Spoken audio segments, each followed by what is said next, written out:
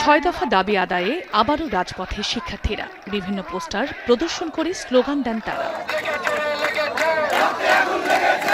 বুধবার সকাল 10টায় রাজধানীর তেজগাঁওয়ে সড়ক অবরোধ করেন কারিগরি শিক্ষার্থীরা। এতে যান চলাচল বন্ধ হয়ে যায়। দাবি আদায় না হওয়া পর্যন্ত আন্দোলন চালিয়ে যাওয়ার হুঁশিয়ারি দেন তারা।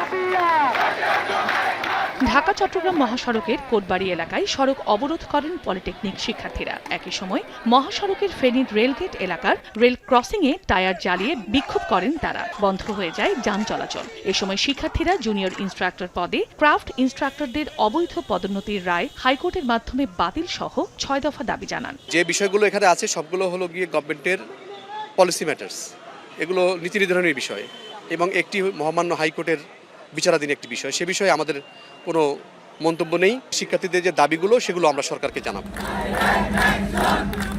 একই দাবিতে 3 ঘণ্টা রূপসা এক্সপ্রেস ট্রেন আটকে বিক্ষোভ করেন খুলনার 4টি পলিটেকনিক ইনস্টিটিউটের শিক্ষার্থীরা। 2021 সালে যে রায়ের মাধ্যমে তাদেরকে ক্রাফট থেকে 10ম গ্রেডের যে রায়টা তাদের দিছে সেটার প্রতিবাদে আমরা আজকে 6 দফা নিয়ে এখানে রেল অবরোধ করছি। তারা আমাদের ব্যাপারটা নিয়ে কখনোই দেখে নাই, যার কারণে এখন নতুন করে আমাদের আবার আন্দোলন করতে হচ্ছে। ডিসি মহোদয়, জেলা প্রশাসক মহোদয় আমাদের এখানে এসে আমাদের দাবি দাবা শুনবে এবং আমাদেরকে আশ্বস্ত করবে, ততক্ষণ আমরা এই রেল অবরোধ ছাড়বো না।